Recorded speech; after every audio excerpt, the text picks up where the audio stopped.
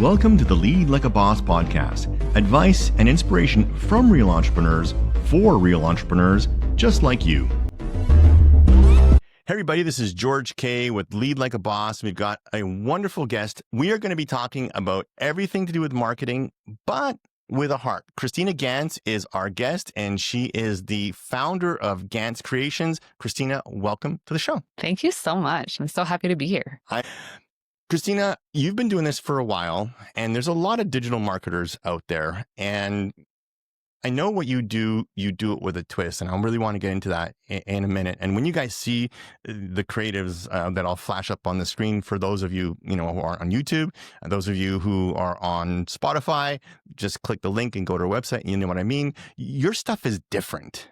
Your stuff is interesting. It's fresh. And I want to get into the whys and the hows of that, in a minute. But let's start at the beginning. Where did you come from in terms of what were you doing before you decided to get into business on your own? That's a great question. So originally, even if I look back on my childhood, elementary school, high school, I was always into artsy things. I was always kind of designing. I kind of learned how to code for fun because I just thought it was fun. And I would do that on Friday nights while everybody was going out. I want to code. I was, learning how to code, and I thought that was so cool. And I guess I kind of grew up also in kind of a technological revolution where it's we started off with almost no internet, no social media. And then as the years go on, more software, more platforms. And I just got so wrapped up into that. And I loved it so much. And so Was that in school? I would say it wasn't we were learning it so much in school, but it was platforms that, as teenagers, you just started using. So things like MSN Messenger, Pigso, Facebook came out near the end of high school, and, photography, just playing around with photos. And I got so wrapped up into it, and I really, really fell in love with it. Were your parents creative or in that world? Or Not anything? at all. Okay. So we're five, and I'm really the only creative in the family. I don't know why exactly I got that gene from where. I'm not too sure. Maybe it skipped or something. Yeah, for sure. There was always kind of the challenge of, wanting to pursue a career in that. And I guess, there's always the mentality of the artist, the starving artist versus the miserable accountant. And I was always going to be the starving artist no matter what. And What did your parents think of that? I mean, at first, they would support me 100% no matter what I did. I hear that so much. Yeah. I guess if there's parents listening to this, I think what I'd really want them to take away from that is if you really support your kids and they really love what they're doing, they're going to do okay. Yep. They're going to do well. Mm-hmm. Chill. Yep. And I think I'm very grateful for that even though, my dad was a paramedic, my mom was a nurse, kind of always working in health and working for the state and everything. And, I'm really grateful that they saw to what extent I was passionate about it. I always got good grades in school, and I got into the design program at Concordia, which is a really hard program to get into. And to be honest, I didn't think I was going to get into it. So when I did, it was just sort of okay, well, I'm going to do this now because maybe, I do have some talent and I'm very passionate about it. So that's really where it kind of started, all the way back from elementary. And then I just pursued it myself. Yeah, I think that's I talk a lot about sports in the entrepreneurial world, and there's a lot of people who have a sports background in the entrepreneurial world because it's competitive. There's teamwork, there's leadership. It's kind of like a natural incubator for business. But so is the art world because it's competitive. You really got to scrap. You got to be scrappy. You got to, you're usually working with not a lot of resources, and it's very competitive. You usually have to work with teams. There's always, you can't do much by yourself. And getting into these art schools is competitive. You really got to get yourself organized. You got to get yourself structured. You've got to know how to meet deadlines. I mean, there's a lot of transferable skills in the serious art world. I'm not talking about folks that do pottery on the weekends. I'm talking about when you want to make a living doing artwork, so, and you got to listen to the client. There's a lot of really, really, really good bases there. So you're in Concordia. I'm assuming you did well. I'm assuming you got a job in the art world after you graduated. What was that like? So yeah, very interesting path. So right before I started university, I started working as a receptionist for a company. That sounds Just as artistic. yeah, very really. I mean, I didn't really do much, and I just had come from working at Bureau en Gros at the copy center for 6 years, which was very high pressure. And then I started working as a receptionist, which was really really easy, I guess, in that sense. But all this to say, I was just about to start university. I just got into the design program. And at the time, I was working for a company just as the receptionist. And I got in touch with the marketing director at the time that was at that company. And we just started working together on some design stuff. She asked me what I was studying, and I was like, oh, I'm going into design. And we just started working. And so Was it like a mentor-mentee kind of relationship? yeah, it was like I was the receptionist, but then also on the side, I started doing some She'd design pull you off the phone and stuff. say, "Come into the studio. Yeah. I need you to help me with it." So like in between the receptionist tasks, I would do some design work, and then when I started school, they hired me part-time to work with them, and that lasted the entirety of my university degree, which was So incredible. like you had a stage before you were even in Yeah. school. So Very whatever cool. I was learning in school, I was applying to the work and so on and so forth, and I would get better as the years would go. And when I graduated university, I was still working with this company. And so usually when you graduate as a design student, your path is usually to go work in an agency. Like Hmm. either you're going to start your business and just hope for the best, or you're going to go to an agency, get some Grind it out. experience and, Yeah. make almost no money, work like crazy, but you get the experience. And so Slave labor. yeah. And so when that happened, so when I graduated, I had both of those options and I was already working with this company. So I was like, you know what? I'm just going to start the business. And if it fails, it fails. But at least I know I have one client and I'm starting somewhere. So I had that foundation. And at the time, I was still living with my parents. I didn't really have any huge responsibilities. So I started the business. And from there, it was really word of mouth. So I had that client. That client spoke to other people. And then the business just started. And So were you ever an employee other than as a receptionist? I worked at Bureau en Gros for 6 years. That was it. Okay. Yeah. Wow. Yeah. Wow. I mean, look, we always talk about there's an element of luck. I mean, there was Yeah. an element of luck that this person saw your potential Mhm. and was willing to give you, a shot. Yeah. So but the thing that everybody needs to understand is everybody gets that, Mm, but most people don't grab it. mm, Most people don't take advantage of it. Most people figure some way to screw it up. And obviously you didn't. I mean, yeah, luck can get you in the door, but it's mhm. your hard work and your diligence that keeps you in the door, obviously, because they had plenty of choices. Do you regret not having done the crazy, marketing agency world thing? Because it sounds like this was kind of safe. It sounds like this was kind of like Mm, not routine, but it's like, we're just doing the work. We're making the donuts, making the yeah. donuts. Not at all. Mainly because I think at first I felt I was like, oh, I feel like I got the easy way out, but in the time that, I started building my business, I was working with other agencies in the sense that maybe a client worked with an old agency, I had to be in touch with them. And I just started to realize that this huge image that I had in my head of like the big agency with the office and the pool tables and the coffee machines and people grinding. Honestly, at the end of the day, good work is good work. Like regardless of how big your business is or how intimidating it felt, that's what I realized. And so after a while, I was like, no, I don't regret it because I mean, I just got to build the business the way that I wanted to. And I kind of left that imposter syndrome in the back door and I was able to sort of understand that. I was like, no, I think I'm talented. I think I'm good at what I do. And obviously, I mean, I started the business at 21. I didn't have any business experience. I never studied in business. I didn't know anything about accounting, anything about bookkeeping. So that was for sure a challenge.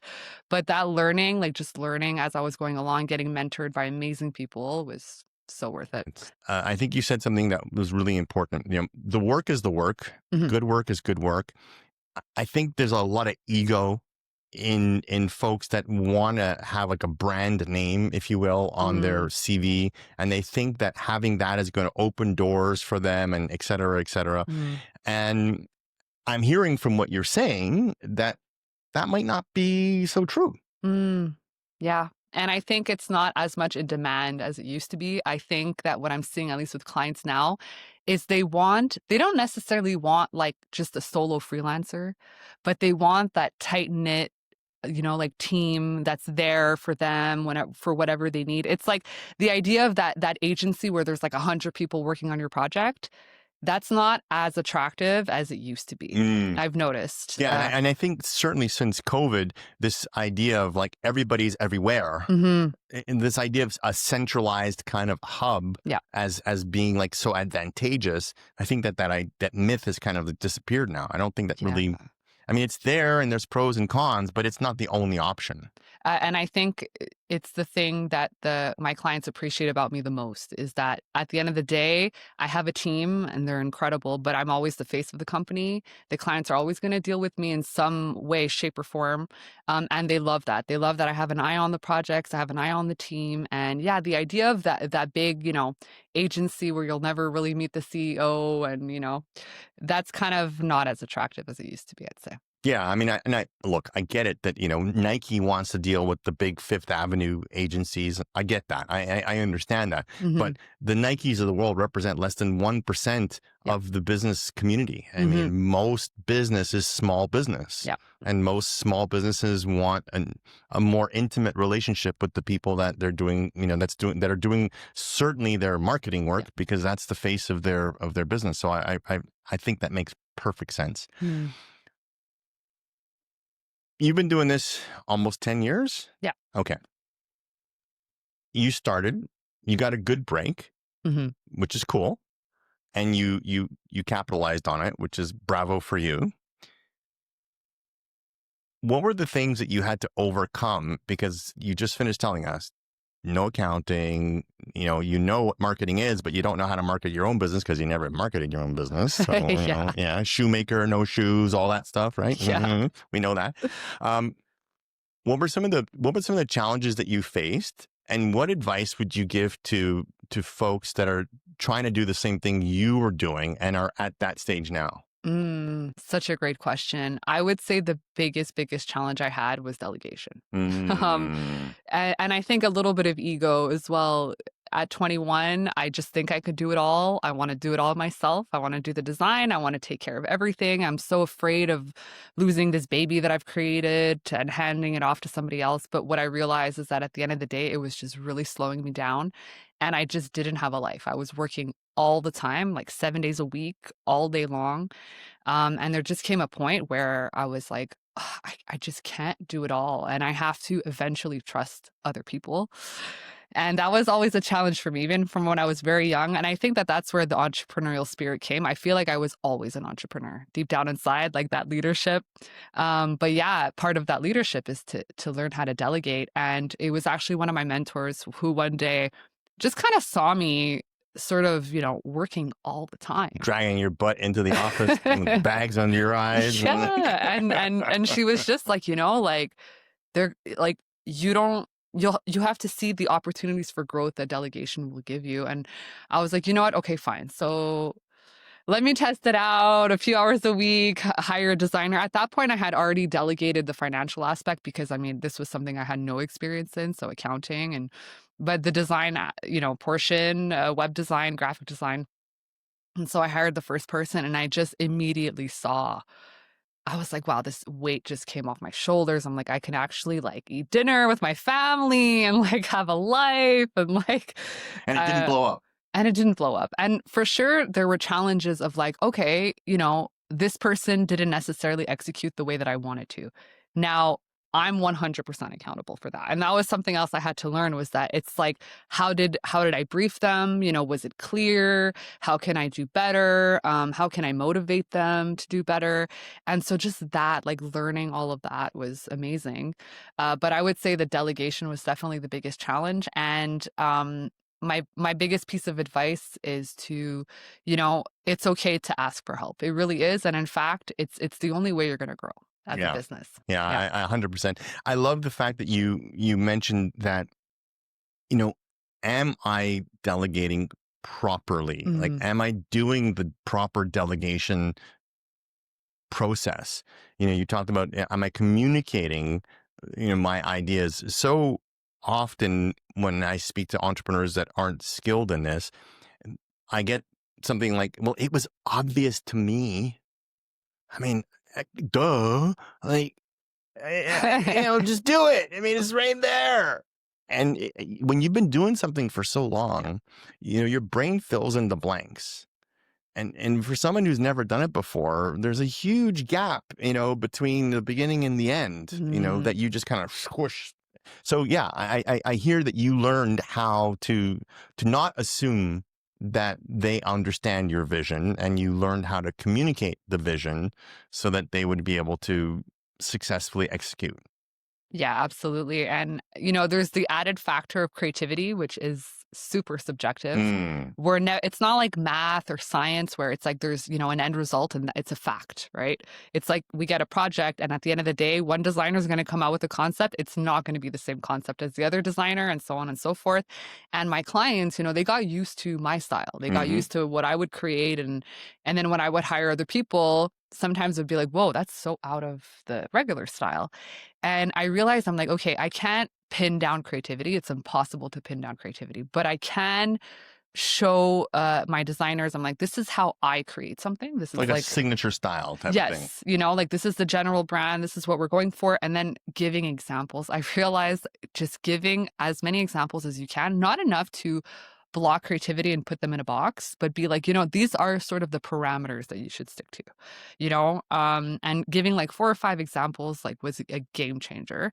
But yeah, learning how to delegate, because honestly, in the beginning, I was so like, it's only done best if it's done my way, I know best. And I just started to realize, I'm like, even when I would give a concept to a designer and I wouldn't, put them in a box, sometimes they would come out with something. I'm like, wow, this is like better than what I would have come up with, and had I just been so rigid about it, I wouldn't have seen that. Yeah. So, yeah. Yeah. And I think that that's true of marketing in general. What do we tell people? We tell people, okay, you try this font, you try this color, you try this image, and you try that one, you try that, and you test, Yeah. right? You test to see which one gets a better reaction from, because what we like doesn't necessarily mean the client's going to like it or the Mm-mm. end user is going to like it. So yeah, you've got to be flexible enough, of course, within constraints. Yeah. But yeah, you've got to be flexible. You got to try things. You got to be willing to accept that, well, my idea wasn't the winner. Yeah.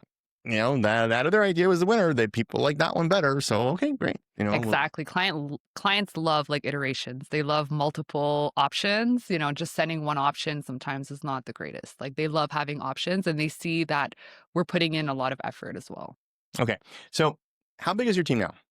So we're 4 as a team, and then we have quite a long list of like a big network of individuals. So like video, photo, and kind of all of the other creative industries that are outside of graphic design to make sure that we can execute projects from So you A to act like Z. as like a hub, basically. Yeah, Okay. exactly. I get it. You're moving from startup. Hmm. You've got your anchor client, which was your mentor, and now you've got a couple of folks in your team helping you out. Hmm. What were the challenges of scaling? Meaning, okay, not just at 1 or 2 clients every now and then. We've got 6 regular clients, and we got to churn that stuff out. Like we got to get, we got to produce every week. We got to. What were the challenges of going from that early phase? Stuff comes in, great, great, great. We got one, to like production. We got to get Mm. this going like every day. Wow, that's such a great question. And it's still a challenge that we deal with every day. Honestly, if I'm being 100% transparent, like finding that line between, okay, taking care of what's already there and then also trying to get more, it's a very hard line, but I would say mainly time. So having hired the team and then really having gotten them to understand certain clients, because we have some longstanding clients, and then a year goes by, 2 years, it's like now they just know, and it's sort of hands off. So that's great. Okay, I heard you say in that you've been able to retain your people. Yeah. Okay, Hmm. that's a challenge. Mm. I mean, people sit in that chair And they tell me all the time, finding good people is tough. Keeping good people is tough. What's been your secret? So the way I see it, I see this with work, I see this with almost everything in my life, is that everything, it's all relationships at the end of the day. Whether it's romantic relationships, friendships, work colleagues, it's all relationships, even relationships with the clients. And I always think about the subcontractors we work with, our employees and everything. I think of them as like a friend or like someone I'm trying to mentor. And I know for a fact that if they don't necessarily execute the way that I want to, it's not like they're going out of their way to not, right? It's not their intention. And so I need to understand them. I need to be empathetic to them. And I need to take interest in their lives. I mean, at the end of the day, it's not just work. Right? At the end of the day, I want to know, like, what are you about? What are you passionate about? Like, what are you doing over the weekend? Are you like going on a trip? And it also helps, I guess, to a certain extent that our team is kind of all about the same age. So we're kind of, interested in the same things, kind of doing the same things. And I think just maintaining that friendship and also that level of respect, if ever, and this is very rare that it occurs, but if ever we feel like a client is being disrespectful or not treating us the way that we want to, I won't ever allow that. Like, no matter how much you pay me, Yeah. I will never allow that. I always want my team to be respected, and I just have great relationships with them. I think that's been key. Yeah. I love the fact that, you kind of threw in there that, you're all about the same age. And I got the vibe that you were saying, oh, I don't have to deal with these multi-generational, types of gaps and whatnot. People who listen to this podcast and know me know I don't really pay much attention to any of that stuff. Gen Z, Gen Y, Gen X, as we say in French, je m'en fous. I don't give a shit. People are people. Yeah. And I have not met a person yet that gets angry when you care about them. Yeah, totally. Totally. Whether you were born in 1945 or born in 2025, great point. People love it when you show interest in them. Yeah. And okay, I'll throw one at you. Yeah. What do you say to some folks out there who are of the mind that, well, listen, you know what? This is a business. I'm running a business. I'm not running a daycare. This isn't a country club. And these people are here to do a job. They're not here to be my buddy. I don't care what they do on the weekend, as long as they show up on Monday and they're delivering the product and they're getting a paycheck, a fair paycheck. That's enough.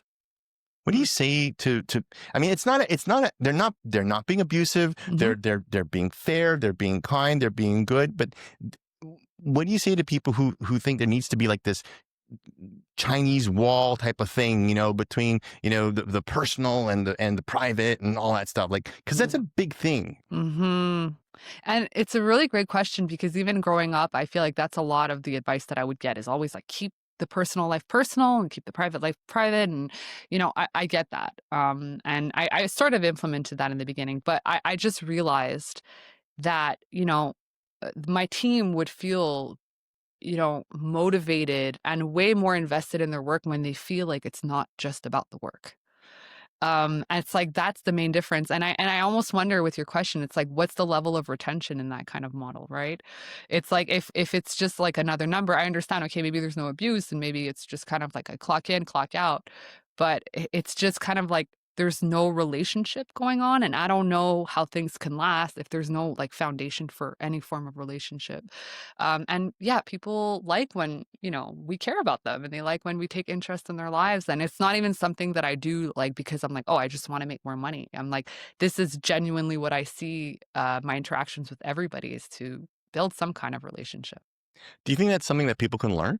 Or do you think it's something that's just built into their DNA? Oof. Yeah, I mean, I've always been super extroverted. That's just kind of in my nature. I've never really been shy. It's easy for me to have social interactions. I know that's not for everybody. So I would say maybe a little bit of both. I think maybe it's embedded in you, and then I think it's also learned. But I think it's crucial. It's essential in business. Everyone knows I'm a business geek. I mean, I read tons of books and biographies of great leaders in business and in other fields, not just in business. And I've read about super shy and reserved CEOs who find a way to get out of their comfort zone and make those personal relationships certainly with the key people in their organizations, and oftentimes they make it their business to do it with everybody, like everybody that they meet that are in their organizations. They do things like they learn their names. They learn a little bit about what's going on in their lives, like they learn about their kids, or they learn about any of the major challenges that they're having in their organizations. And it's not about manipulation. It's not about, oh, if I do this, then I'll get that. Yeah. It's because they understand that people spend 8, 10, 12 hours a day, 5 days, sometimes 6 days a week in their job. If you don't, it's a substantial chunk of their lives. Yeah, absolutely. I mean, it's substantial. You cut out sleeping, it's most of the day. Definitely. And, I've worked with a lot of clients, and it's like some of them are no longer even my clients, or they're not with the same company, and we're still friends. Like I just, like you said, you spend so much of this time. Like you want to be happy in what you're doing, even if you're not crazy about the work and it's not your dream job. Like you want to be satisfied. It is such a huge chunk of your time. It's not supposed to be a jail sentence. Exactly. You're not supposed to be suffering from, 8 to 6, and then try to fit in a life afterwards. You're supposed to be having not fun in the party fun, but it should be pleasant. It should be agréable, as we say in French. It should be, it's not a party, but it shouldn't be drudgery. Yeah. And I almost wonder, when we're talking about generations and all of that, at the end of the day, it kind of doesn't really matter. But I wonder if, I'm a millennial, and I wonder if that's like the biggest change in the millennial generation, is that we don't want to work all the time and just be miserable the whole time. Like we realize that like we might want to make your folks do that, and you don't want that. And I get that. Like working and just kind of slaving away, and then one day when I'm retired, I'm going to be able to live. It's like I'm not going to wait until I'm retired to start living. You're not going to get sucked in by that Freedom 55 BS, right? Nope, definitely not. I'm already at Freedom 31, and I'm very happy. I love that. Freedom 31. I love that. It's really cool. Okay. So practically speaking, give us an example of someone in your team that, went from, here to here, like they were started at this, and you got them to here, and help us understand, like, what was it that, we get, the way you interact with your people and the personal connection, but practically speaking, what did you do? How did you execute to help level up your, people in your team? Because if you're telling me you've had people with you for a long time and your business has grown, obviously, you have to grow your people. So how did you grow your people? That's a great question. I would say taking a lot of note, especially the beginning, of like what's working and what's not working. Like, why is there certain projects where it's like amazing, you get it, it's good to go, and then there's some projects where I'm like, oh, like this isn't as great. So taking note of that, and then really investing the time to train them like properly. And so, I have like someone on my team who kind of always struggled a little bit with the confidence to be creative. As a designer, you can get shot down a million times over. Like, this isn't good. This doesn't look nice. Again, it's so subjective, and you really have to have really thick skin. And this person was, kind of always working with me and my business partner, where it's like we're always kind of doing the final touches and executing everything. But she builds like the initial foundation, and so essentially, it's just taking note of that, and also giving that freedom to be like, no, you can do it from A to Z. And if ever, I see that it's like, it's not great, then I'm like, let's hop on a call. I'm like, what was your thought process behind this? Like, what did you think of when you made this? And then, this person might be like, oh, well, I thought of this. And then I'm like, okay, great. Have you considered maybe doing this? Like, let me show you what I maybe would have done and tell me what you think. And it's a conversation. It's not me being authoritative and just telling somebody what to do. It's a conversation of like, how can we make this the best project that we can make? And again, time is just another factor, like time of just, putting in that training, putting in that time, and just learning the clients. Because graphic design, I mean, it's like certain clients have been in business for years. Their brand is so like complex. They have brand guides that are like 50 pages long, where it's like the color has to be this exact shade of red, and like a curve has to be this exact curve. And so that takes time to really learn. So it's investing that time, sometimes to the detriment of growing the business. Honestly, it's like, sometimes it's really investing the time in the training and not so much in necessarily trying to find other work, and just making sure that we have a very solid foundation. I loved the phrase you used. What was your thought process? Mm-hmm. I dare say that if every business owner, every manager, every leader would ask that question Mm-hmm. once a day, it would change everything. Mm-hmm. I don't think that most people even understand what that question means. Mm-hmm. I think we've gotten to this point where we're just all about the end product, but not the process that got us there. Mm-hmm. I read one author, and they blamed it on the instant everything that our modern society has. You got a question, ask ChatGPT. You want to watch something on TV, you got 50,000 choices. You don't have to wait till Thursday night for your show to come on anymore. It's like there. It's like anytime you want it. So true. An Yeah. instant. Mm-hmm. That we've lost touch with the process. Like, Mm-hmm. what is the process that gets you there? And I think that phrase, that what was your thought process? Because Uh-huh. if you just give them the solution, if you just give them the answer, if you just tell them, no, it's not supposed to be blue, it's supposed to be this, or no, it's not supposed to be that high, it's supposed to be down here. They'll get it for that time, but they won't understand how you got there. Like they won't understand why did she choose to do it that way versus that way. Mm-hmm. And that thought process thing. Why do you think people don't ask that question as much as Hmm. they should? I know some people do, but I think it's probably a mix of, like we said, that old school mentality of sort of being like, there's like this almost like level. It's not really like a relationship. It's more like I tell you what to do and you just sort of execute it. I think it's also sometimes like tight deadlines. Sometimes it's like we don't really have time to talk about the thought process, where it's just like this was due yesterday and now it's like it wasn't necessarily done well, and now we have to have like a very quick 5-minute conversation so you can rework it. So I think there's a mix of that, but essentially I think it's foundational. Like I think it's super important, like long term. If you really want to grow the business, like long term, that's something that you have to keep asking. The thing that I hear when you talk about that takes me to what you were saying earlier. It's part of your nature, it's part of your DNA that you want to build relationships with the people that you work with, Mm-hmm. and to understand them, and to get a good feel for their strengths, their weaknesses, and leveraging their strengths and minimizing their weaknesses and all that stuff. I think about athletes.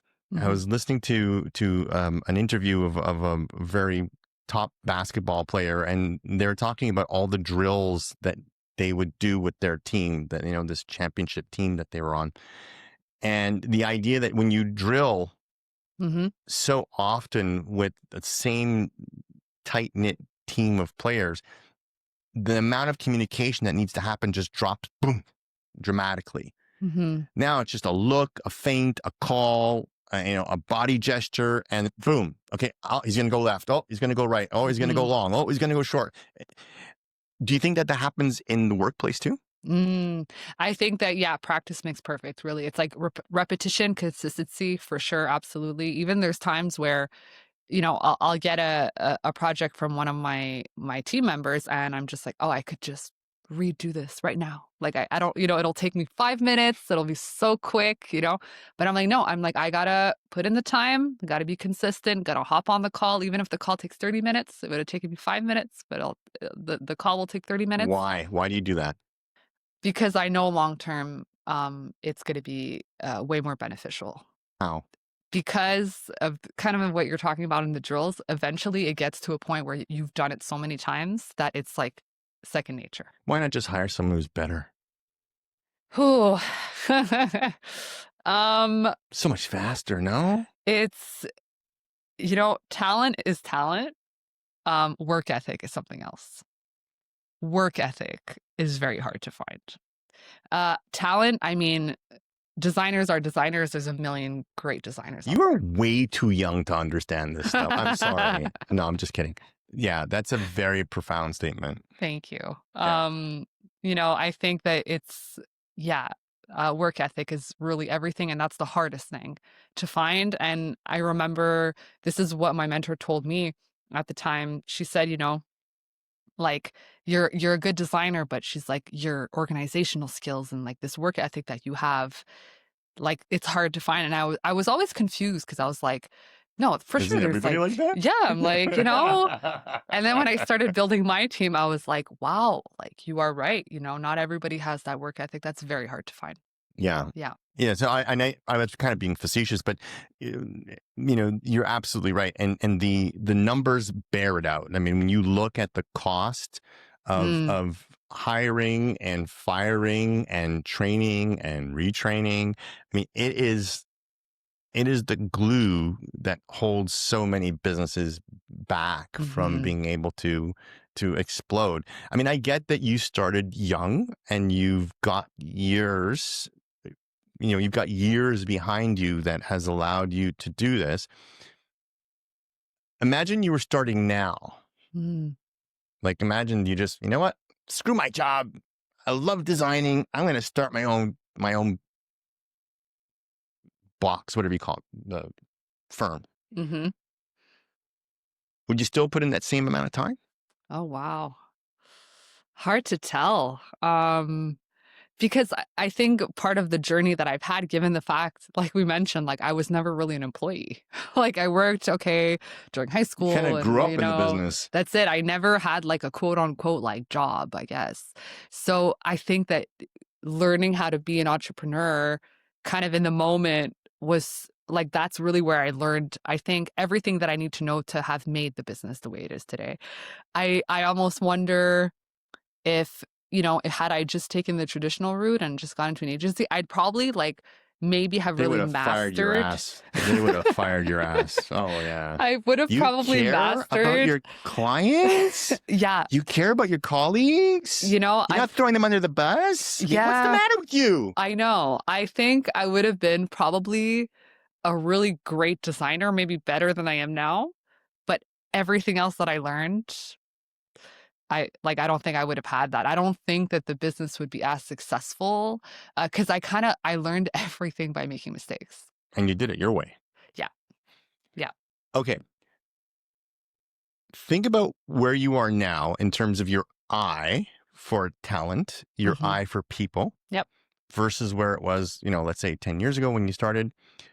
What's changed when you go up, when you're looking for somebody, when you need to, either bring in a contractor or you want to add someone to the team? How would you say your eye has changed? Yeah, great question. I would say a mix of two things. One, your reputation is important. I'm a designer, so like I feel like you need to have a pretty good looking marketing. So it's like, what kind of website do you have? Do you have like some form of platform that you're advertising on? It doesn't have to be like crazy like Nike, like with 2 million followers, but I like to see that there's some form of like brand awareness out there that I'm like, okay, I could trust you. So reputation. And then also just work ethic. Like we mentioned before, I think someone that's, if I interview them and they ask questions and they just seem like interested and passionate, and, I give them a design project as a test, and, maybe it's not the greatest work I've ever seen, but it's like they're there and they meet the deadline and they ask questions and they can tolerate the criticism that I might have to give. That I'll take someone like that way over someone who has like the most beautiful portfolio, but then it's just sort of like, oh, well then, yeah, I'll just give you one option. And I submit it like 5 minutes before the deadline. And it's like, it's hard to get a reach. And You don't get my vision.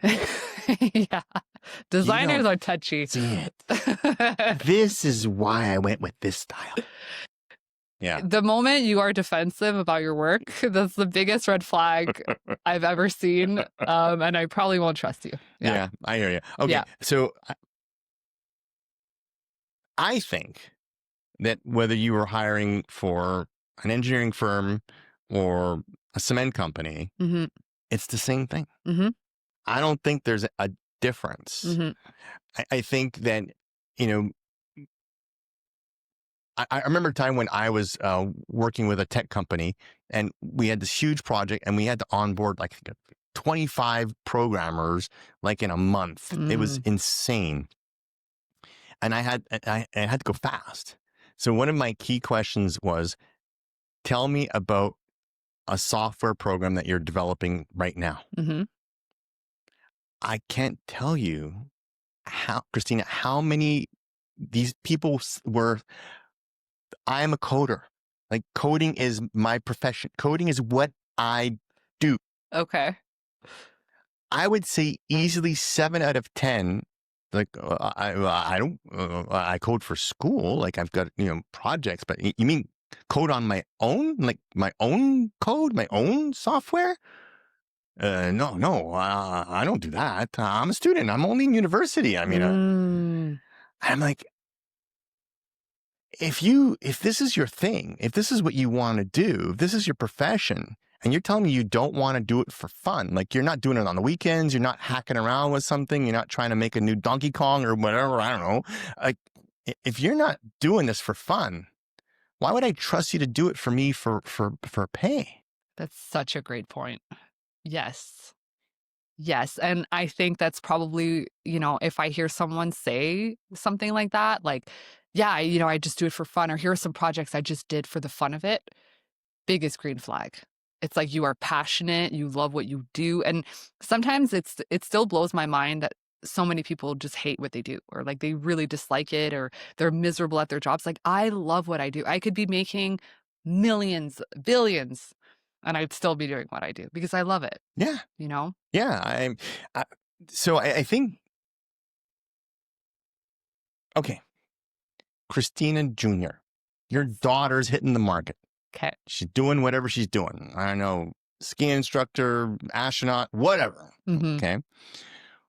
What would you tell her to help her understand what we just finished talking about? The whole passion versus slogging in a job. Kids today have it tough. Yeah. I mean, okay, I think every generation has said the same thing, but when you look at the amount of change that has happened, even in the last 10 years, COVID, this, that, I mean, AI, you name it. I mean, it's like boom, boom, boom, boom, boom. Mm-hmm. What do you say to them? Like, what do you say to them as far as, getting out there, competing with the other 8 billion people out there on the planet? Because it's no longer Montreal, Quebec, or, even Canada now. It's 8 billion people you're competing with now. What do we say to them? Do those rules still apply? I would say, in a world where we're being distracted by literally everything, we're bombarded with so much information. We could do everything, but at the same time, we do nothing because it's like decision paralysis all the time. I would say, be focused, be consistent, do what you really enjoy. But then when you do that, stick through it even in the hard times. You got to love what you do enough that it's going to suck and you're still going to like it. That's really the key at the end of the day. So it's like, you got to remember your why. And I think that sometimes shut off the distractions and shut off the noise. And I know that that's so hard to do, and myself included, but be focused, because we live in a world that's trying to make us so unfocused and so distracted. I remember Muhammad Ali, kind of a famous saying that he said that he didn't love the workouts. He didn't love Mm, the 10-mile runs in the cold and the heat and the rain and the whatnot. He didn't love those. yeah. He wasn't the kind of person to say, I love it. I love it. That wasn't him. He wasn't going to say that to people, but he loved the result. Yeah. Like, he loved the result of that work Mm-hmm. enough to make him want to love the workouts. Yeah. Yeah. And what happened, and I don't know, I've asked this question to a lot of people, and I ask myself too. Something happened somewhere that said working hard is bad. Mm, Like, suffering for your thing is bad. yeah. For the life of me, I can't really say I've put my finger, it was this event, or it was this time, or it was this age, or it's just like somehow a switch flipped, and all of a sudden, if you work hard, you're a dummy, Mm, you're a sucker, or whatever. mm-hmm. I mean, we get that from a certain group of ne'er-do-wells. People tend to go towards crime and the easy way out and stuff. Yeah. We get that. That's always been around. Mm-hmm. But now we're seeing it from people who are university graduates, people who are high performers. What happened? Mm. Honestly, I read the book Atomic Habits by James Clear, and it was like very foundational for me. And one of the things that he mentions is that, it's got to be hard, but not too hard. Like, it's, because there has to be a line between hard and then burning out and being miserable and just hating what you're doing, because now you're just working all the time, right? So you got to find that line. But generally, that's why you really got to have that line. You got to like love it. Because when the moments are tough, you got to like still push through it. And exercise, I think, is kind of the best way to create that almost like neuroplasticity in your brain, like that rewiring, to say that like pain does sometimes lead to some form of results. And why I love exercise so much is that, it builds that momentum. It's kind of hard in the beginning, especially where you're like, oh, I'm sore and this sucks, and I have to wake up at 5 a.m. and do it every day. But then it's like slowly but surely you get results. And then that puts in your brain that, oh, like if I'm consistent with something, there's results. Okay, I buy that. I totally 100% agree. James' work is amazing. Yeah.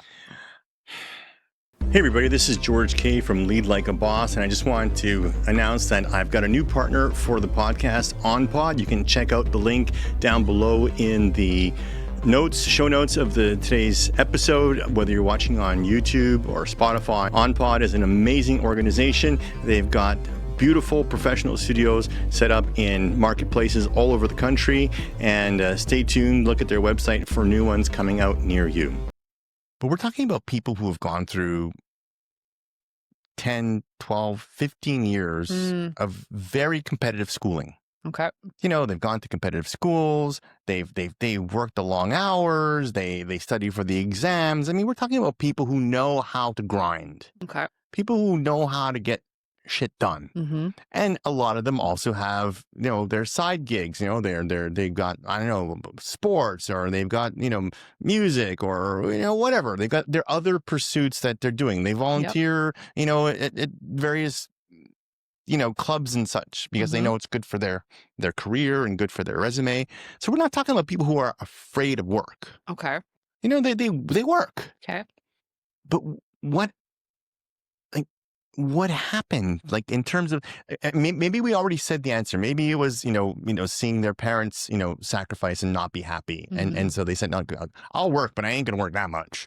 I think there's a lot about what you said about the why. I think a lot of them are afraid to have a why. They're afraid to have a big, hairy goal that they want. I think there's too much fear, about really going after it. If I fail, then what type of thing. Yeah.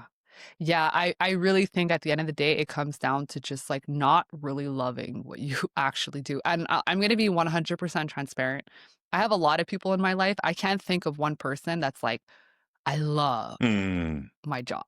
Like, I love it every day. I wake up in the morning and I freaking love it. And I'm just going to, like, it's just kind of like, okay, like, I did it because it pays a lot of money. And I mm. did it because this is what was steady and this is what was comfortable. I think fear is such a huge player in this. I think you're hitting on something there. I think there was, I mean, certainly, when we had the economic crisis and the dot-com bubble and all that stuff, I think that really put a shockwave through a big swath of the population, Mm-hmm. and this idea of go for safe. Yeah. Don't go for your dreams. Just go for safe. Mm-hmm. Times are tough. Things are dangerous. Blah, blah, blah.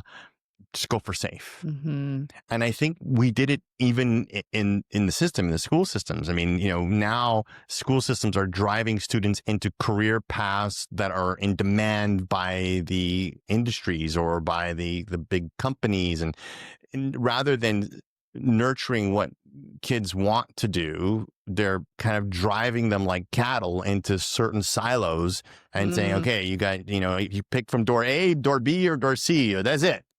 Pick one of those because those are where the jobs are. Mm-hmm. I think we're seeing way too much of that.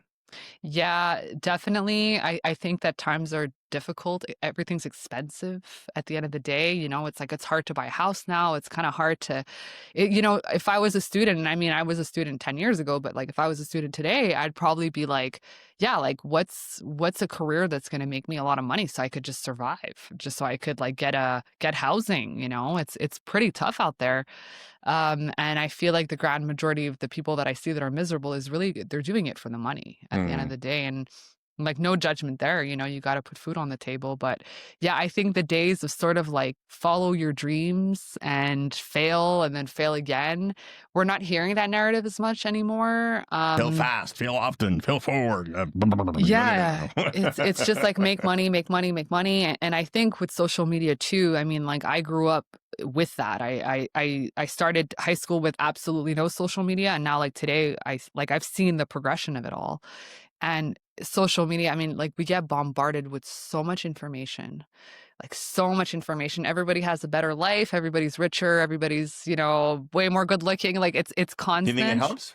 Sorry? Do you think it helps? Do you think it provides motivation? Do you think people see all those people crushing it and making big money and do you think that motivates people or discourages people? I think it depends the level of authenticity that you're showing in your content. Because authenticity, and this is what we're kind of seeing with social media lately, especially like if we look at the latest like stats, is that people are a lot more drawn to people that are authentic in the sense that it's like, I will tell you my successes, but I will also tell you my failures. Or the work I had to put into it. Yes. Like that, I think is way more motivating than someone who's just like, I'm rich and like I have a lot of money and I have this great company. Do these 6 steps. 6 steps Yeah. to financial. There's always 6 steps to everything, apparently, according to the internet. I just wrote an article, 6 steps. So don't. Oh, okay. But so I think we're hitting on something here, and I think we have to be practical. Mm-hmm. I mean, you're right. I mean, it's tough out there, but I remember my old man. Mm-hmm. In I guess that would have been the mid 70s, early 70s. First real big house, our step up house, if you will. Yep. Yeah, I think the interest rates were like 24%, something like that. I mean, minimum wage was $6-7, maybe less. I don't think there was ever a time where stuff was easy. Mm-hmm. I mean, let's be honest. I mean, we've been talking about the gap between the rich and the poor forever. I mean, it's in the Bible, for goodness sake. I mean, so I don't think I think times have always been tough. I think it's the resilience. Like, I think it's the attitude that is a big issue.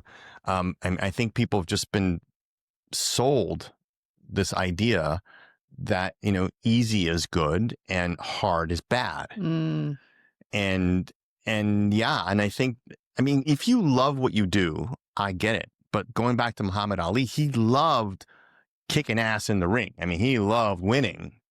And that's what got him through the grueling workouts. yeah. And I think what you said before is so important. You said your why, what are you doing this for? Like, what is your goal? Like, why Hmm. are you doing this? I think that's the thing that a lot of people are not putting enough stock in. Yeah. Yeah. And I think that we got to get back to that. I think we got to get back to helping people understand that, you got to have a goal, you got to have a passion, you got to have a why, and you got to be willing to sacrifice for it. Definitely, so that, when those hard times do hit, because they will, you're still gonna, push through at the end of the day. And like, I remember when I first started the business, I always loved traveling, and my first entrepreneurial project was to raise money so I could go to Europe in high school. And so that was the first thing I ever did. And I remember thinking that, I just want to travel and see the world. And I have this amazing opportunity that I work from a computer and I could kind of, work from anywhere. And so in 2023, I lived in Bali for a few months where I just ran the business from Bali. And I remember thinking to myself, I'm like, this is incredible. Like, this is so amazing. I'm so grateful right now. I can have the worst client right now who is giving me the worst criticism and I'm working crazy hours, but like, wow. Look at me. Like, just wow. Yeah. And I think that too, it's almost like the environment we were talking before about relationships. If you go into work every day and your boss takes literally no interest in your life, that's not wow. Like, you could be making a ton of money, like, okay, whatever, but you're there for 9 hours a day. You kind of feel a little bit like it's a drag. You're doing the same things every day. No one's really taking interest. It's like, there has to be a why. The environment has to be great. People have to take interest in your life, care about you. I think that it's like probably so layered, this question. Yeah. I agree with you. And I work with, I was on a call late last night. A couple pensioners, both give 26 plus years of their lives to their respective industries and corporations. Mm-hmm. And they're starting up a business because they don't have enough money in their retirement to manage the rest of their lives. Mm. They got youngish kids, like 20 something kids, and they're still having to support them. Yeah. And it's not what they expected. And I think that people who, I remember when my dad passed, he told me, son, like, never retire. If you love what you do, just keep doing it. Yeah. Just keep doing it until you can't do it anymore. And I think there's a real, I get that, we talked about the economics of it, but even if you've got to take a job to pay the bills, Mm-hmm. you owe it to yourself to figure out what your big why is. Mm-hmm. And work towards achieving it. Like, figure out a way to dig your way out of your job and aspire into whatever that next thing is going to be. Definitely. And I think that that's where the sort of like wanting to do it on a Friday night while everyone's going out, it's like, find that thing that you want to do on a Friday night when everyone's going out. Yeah. That you're excited to. It's Saturday morning, you wake up and you're like, I actually kind of want to work on this right now. I want to learn. That's the driving force, really, at the end of the day. And, we talk about it in sort of the sphere of work. And like, obviously, that's for sure very important. But it could even be, something outside of work. Like, is there a sport, like something that you're super passionate about? That's what makes you feel alive at the end of the day. I'm so grateful that my job just happened to be part of that for me. I'm very grateful about that. But I know that's not for everyone. But just having something that you're so passionate about. There's a great class in Stanford. I read the book. I'm going to put it in the show notes. But these two professors, they created a program which went wildly successful and popular. And one of the things that really stuck with me was this.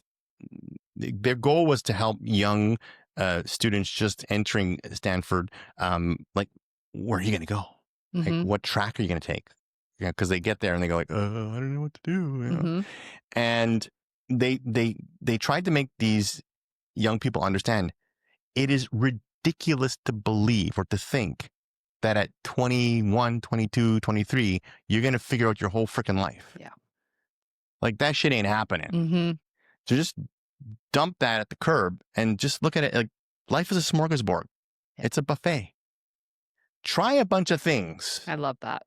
Like, do experiments. Mm-hmm. Experiment on a bunch of things and then evaluate what turns you on, Mm-hmm. and then keep going in that direction until it clicks, until you go, oh, wow, this is it.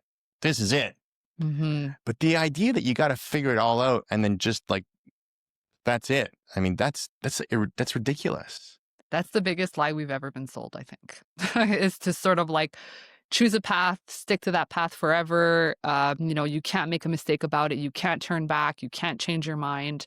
I think it's only by testing it out that you really figure out what you want in anything in life, really. At the end of the day, it's like to find the right people, to find the right sport that you're into, the best hobby, the best, education program is to, test things out. Nothing's set in stone. And I don't know, I think we're always just young. Yeah. We're always young. I think you've created that environment, at Gantz, in the sense that I hear Mm-hmm. when you tell me that part of your vocabulary is what was your thought process. Mm-hmm. It to me, it sounds like you've figured out how to weaponize caring about your people and understanding that if I invest in them, if I sacrifice the time to invest in them instead of doing the short route, like do it myself or just, have a bunch of gophers, go for this and go for that, do this, do that, it sounds to me you've realized that by investing now, I will reap benefits later. I will get dividends later. And that's a big part of this ladder or the scaffolding that you're building that's going to support this larger organization. Definitely. Definitely. I think it's, and I'm already starting to see the benefits, right? It's like I've had, my longest team member has been with me for over 4 years, and I'm already seeing the benefits. If I look back at like when we first started, I was spending way more time with them, but now today it's just kind of like I get to just have this like 5-minute call with you and be like, hey, how was your weekend? And one day they might be doing it to somebody else. Yes, that's the hope. Right? The goal of a leader is to create more leaders. That's right? the hope. Absolutely. I love it. So as we kind of wrap this up, because we could rap about this all day long. What's next for Gantz? And like I said before, at the top of this, you really, if you're listening to this and you're not seeing the visuals, please go on the website and check out the visuals. They're amazing. They're fresh. They're really, really interesting. 5 years down the road, where is Gantz going to be? Great question. I would say, we focus mainly on social impact work, so working with nonprofits, foundations, even though we kind of do a little bit of everything. But I would say that we're trying to get a lot more into the community. So whether that's even just, being involved in events and being involved in like the network, I would say just trying to be involved more in the community and also learning about, AI, which is something that, in the Don't be afraid of it. Don't be afraid of it. I love it. I always say that. I love it. But you're a bit of a techie, aren't you? I'm a huge techie. Yeah. The biggest nerd out there. Yeah, you love the tools. Definitely. Yeah, that's great. And so trying to find that intersection between graphic design and AI and how do we utilize AI. And so, I would say really just trying to be involved in the community, utilizing AI, and just keep growing the team and growing the business. At the end of the day. I think that's so crucial. I think your desire to really want to understand people and to get what matters to them, like understand what makes them tick and click and all that is foundational. I think anybody doing anything, I mean, people do business with people. They don't do business with corporations. They don't do business with machines. They don't do business with AI. Yeah. People do business with people. Yeah. And people feel when you care. They may not be able to mathematically work it out. They may not be able to explain it, but they feel it. So important. Yeah, definitely. Yeah. Hmm. Christina, thank you so much for being on the podcast. I think we got a lot out of this, and I know that you will do super well as long as you keep staying on the path that you've set for yourself. Thank you so much. It's been an honor just to be on this podcast. So thank you so much. Great. Hey everybody, hope you got a lot of value from this show. Please like and subscribe and share this with other entrepreneurs that you know. Together, we can get the word out and help as many entrepreneurs as possible lead like a boss. Take care and see you next time.